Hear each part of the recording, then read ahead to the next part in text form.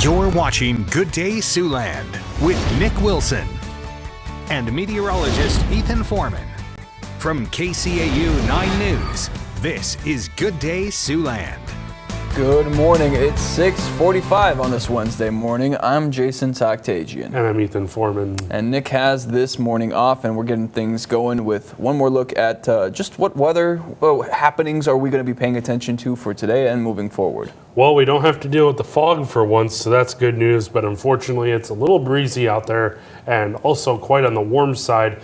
Here's a look at our Ho-Trunk Center camera showing what looks to be a quiet morning, but again, it's very breezy out there with those wind gusts up to 25 miles per hour already in some cases. Those temperatures already reported in the 40s for most of us this morning. 47, the update from Norfolk and Omaha, 42 in Sioux City, and 45, the update in both Denison and Vermilion. Satellite and radar does show just a few rain showers possible toward the Spencer and Storm Lake areas, and I'll have more details on that and how breezy I think we'll get today coming up in your 9 on 9 forecast. All right, thank you, Ethan. A bill currently moving through the Iowa State House would provide grants to help strengthen small-town grocery stores. KCAU 9 reporter Alicia Tat shares us the measure could help one family-owned store with locations in Marcus and Remsen. It's close to home, and I like supporting our town. Remsen, Iowa is home to one grocery store, Jeff's Foods, but just 15 minutes down the road in Lamar's, chains such as Walmart, Hy-Vee, and Fairway also serve customers. So they obviously do a great job, and they're big chains, so it's important for us to try to compete the best we can. But the store's owner, Mike Middlestat, says sometimes the 10-mile drive can be dangerous to complete, and local options are necessary to fill the fridge and pantry. Obviously, we just had a big snowstorm come through here a week or so ago, and so maybe people don't want to drive that 10 miles to the bigger stores. The Senate bill would provide grants for stores such as Jeff's Foods to stay open so residents won't have to go far to get their essential items. But Remsen residents say convenience isn't the only reason they shop at Jeff's. They're very town-oriented. They're here to serve us, and they will do anything they can to make your shopping experience really well. Very courteous people. They help you out if you can't find anything. Alyssa Tatch, KCAU 9 News. And elsewhere, the Nebraska Education Committee is considering a bill that would allow for the arming of teachers and other school staff in an effort to deter school shootings. The bill was introduced by State Senator Tom Brewer and is made up of 3 parts. It would give local school boards the ability to allow off-duty law enforcement to carry guns onto school property. It would also create detailed maps of school buildings and grounds to be used by law enforcement and first responders. And finally, allowing teachers and other school staff to be armed after taking gun handling and safety training.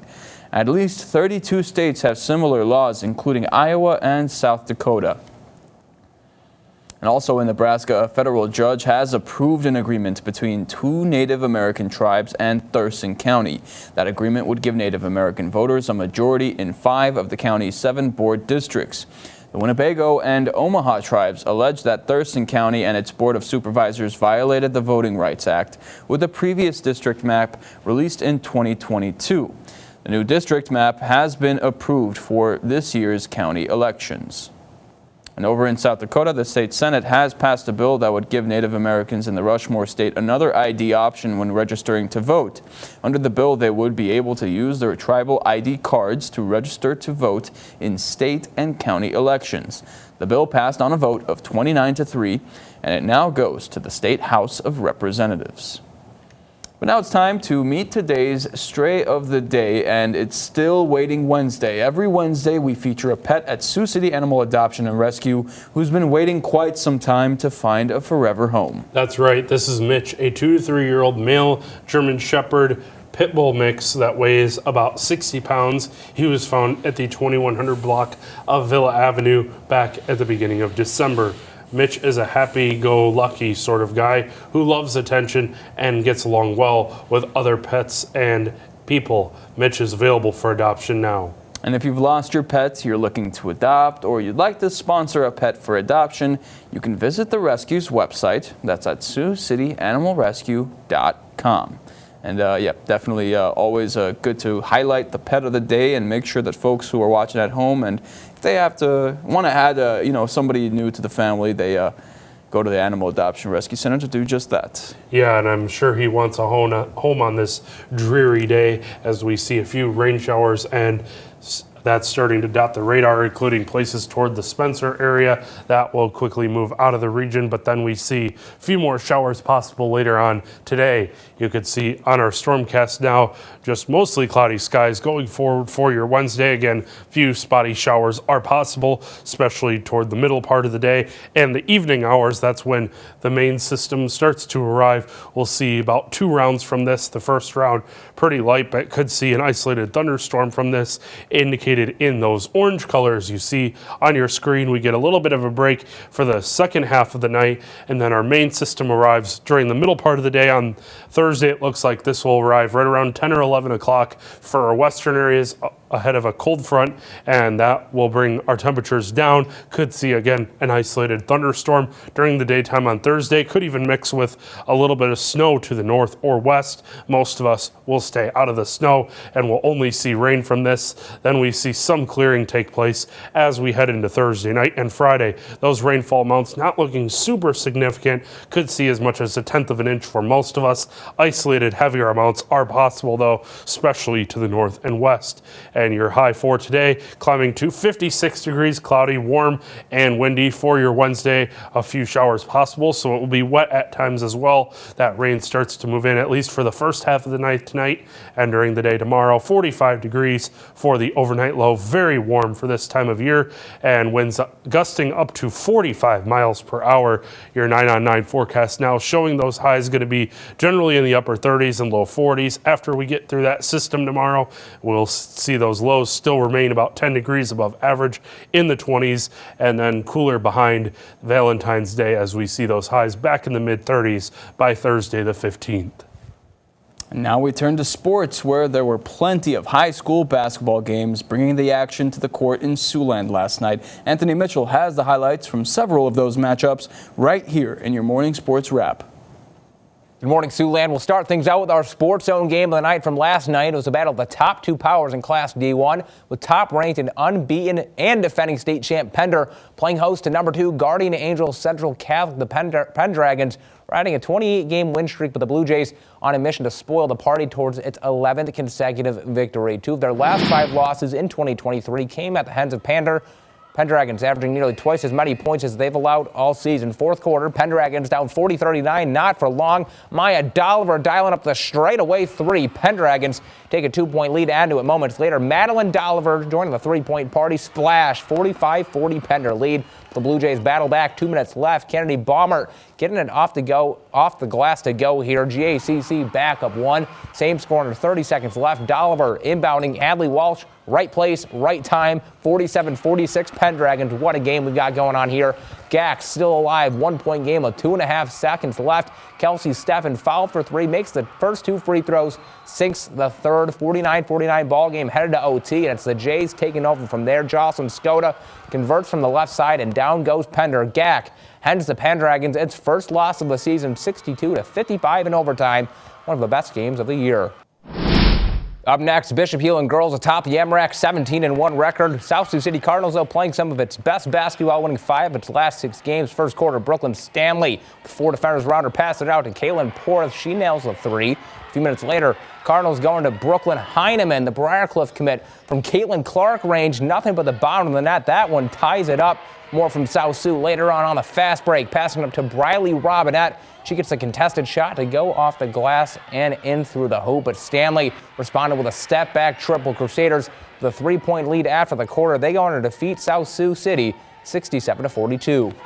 Up next, a crosstown showdown in Sioux City. North High looking to defeat East for the first time since 2017. Black Raiders off to a fantastic start. Alex Flattery finds the rebound, puts it back up for a pair of points. East out to a 12-0 lead to start the game. They're going to keep it going, too. Haven Ranshaw left wide open. You can't do that. Catches in on the 3, make it 17-0 in the first quarter. Stars searching for its first bucket. Sydney Chamberlain connecting on the mid-range jumper. North High trailing 23-2. This one, though, all East High. Black Raiders win big. Your final score, 79-17. Up next, the Siouxland Conference Showdown. Unity Christian looking for the sweep on defending 2A state champ Central Lyon Knights. Working to get a good look here. Dylan Bozema breezing by the defense. Finishes around a trio of Lions. He was game high 19. Gives the home team the early lead. Central Lyon firing right back. Ephraim Hofert with some space in the corner. Knocks down the three. Caps off a 5-0 run to put Central Lyon back in front. Unity responding. Bozema back at it again, this time from 3. Knights answering with its own 5-0 run. Unity Christian completes the season sweep with a 77-45 win. And that'll be all for sports. Have a good day, Siouxland. And now let's take a look at this morning's top stories. It's what you need to know before you go. Many Siouxlanders are used to waiting for crossing trains during their daily commute, but the Iowa DOT is taking a look at one crossing that splits a high-traffic route in the region. The crossing in question runs across U.S. Highway 75 at the edge of Merrill. The Iowa Department of Transportation is applying for a grant to help pay for a $1.8 million study aimed at finding ways to improve the crossing or determine simply removing it would be the way to go. The crossing frequently holds up traffic along the busy thoroughfare, sometimes even blocking first responders in emergencies. The Iowa DOT also reports there have been 25 accidents at the crossing in the past 5 years.